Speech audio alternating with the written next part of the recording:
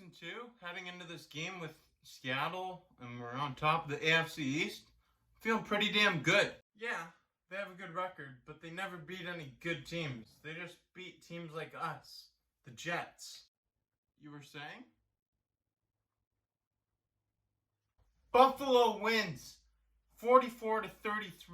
The Bills defeat the Seahawks in a huge statement game, and they advance to 7-2 for the first time since 1993.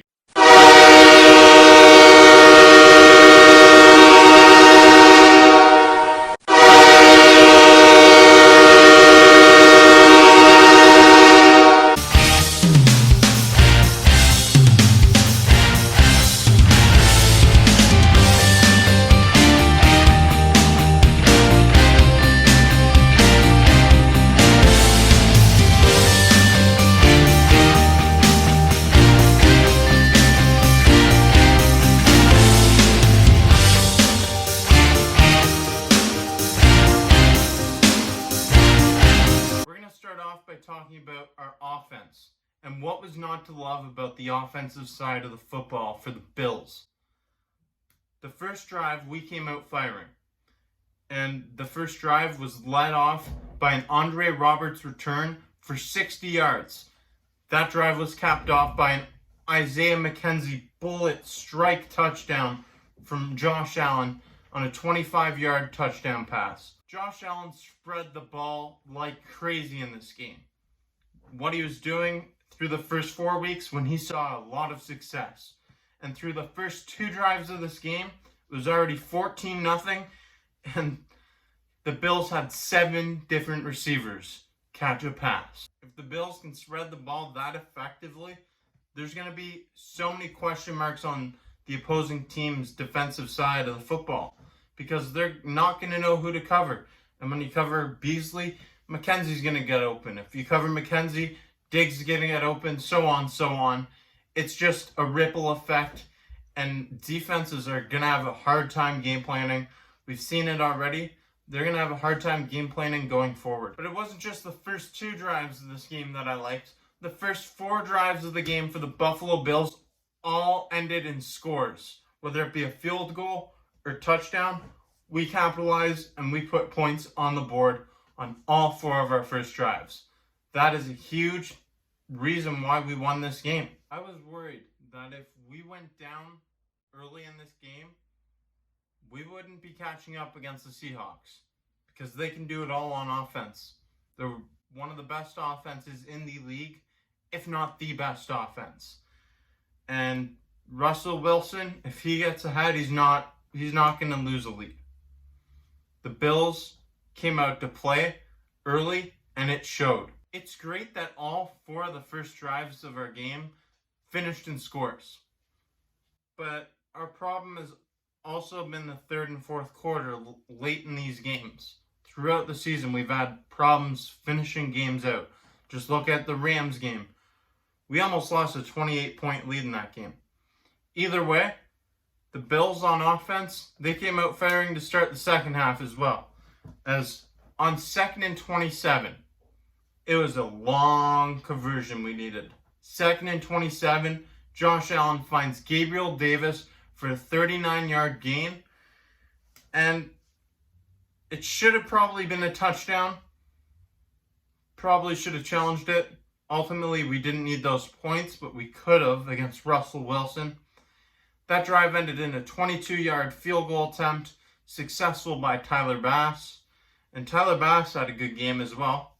He missed from 61 yards out, but I don't know how many rookie kickers you expect to make that, but good job. Good job, good game on offense. Good game on special teams as well. Roberts, Bass, these guys performed.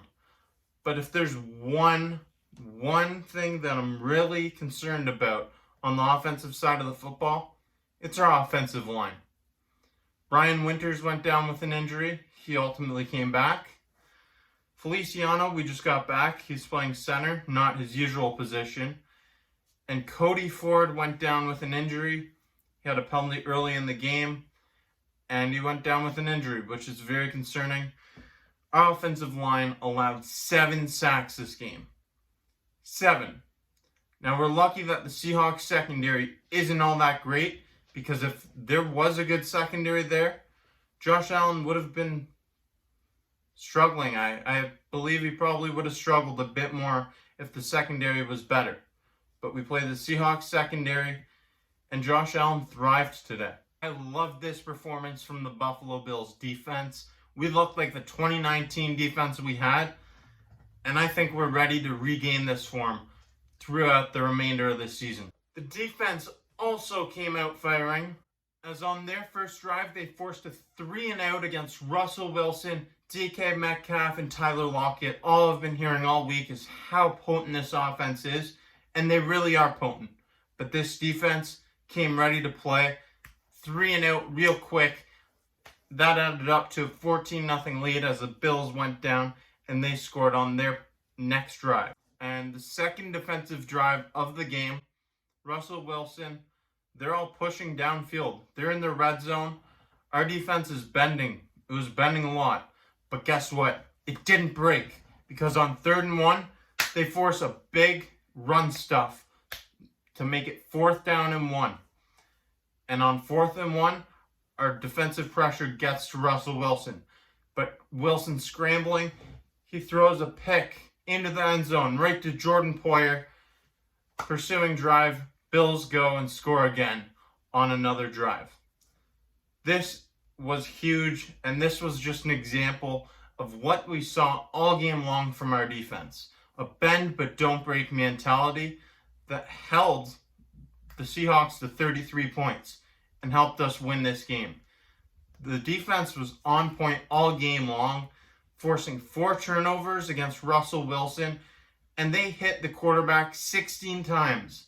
Those 16 quarterback hits are more than any other team all season long in one game. So that's the most quarterback hits in a single game all season long. Russell Wilson was pressured, he was hit, he was forced to the ground, and the Bills defense came out to play. Tre'Davious White was injured at the end of the game. Commentators were saying he looks okay.